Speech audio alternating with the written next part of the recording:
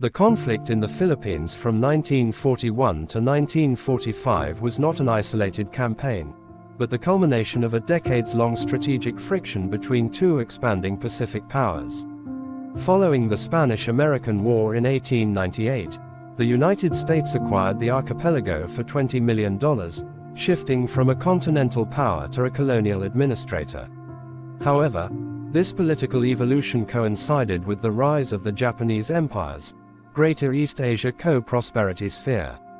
To Tokyo, the Philippines represented both a geographic barrier to the resource-rich Dutch East Indies and a vital forward operating base for the United States Army forces in the Far East.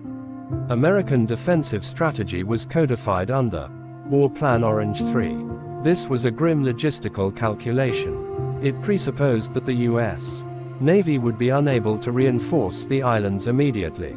Under WPO-3, Filipino and American forces were to conduct a fighting withdrawal to the Bataan Peninsula and the fortress island of Corregidor.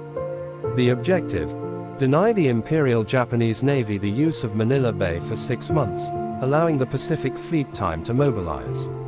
However, General Douglas MacArthur, appointed to lead the defense in 1941, attempted to alter this plan.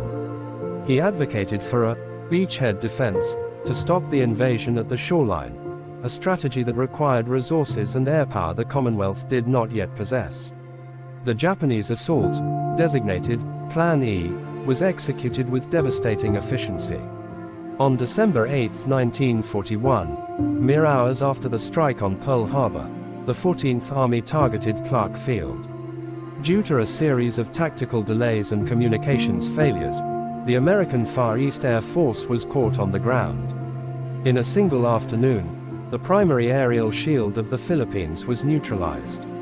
Without air cover, the American-Filipino forces were vulnerable to amphibious landings at Lingayen Gulf and Limon Bay.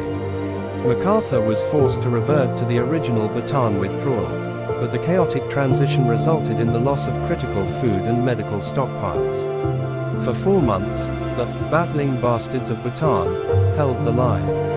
They were crippled not just by the Japanese 14th Army, but by malaria, dysentery, and a 1,000-calorie daily ration.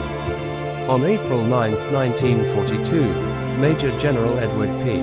King surrendered the remaining 76,000 troops, the largest surrender in American military history. The subsequent Bataan Death March remains a dark milestone of the Pacific Theater. Prisoners were forced on a 60-mile trek toward Camp O'Donnell under brutal conditions.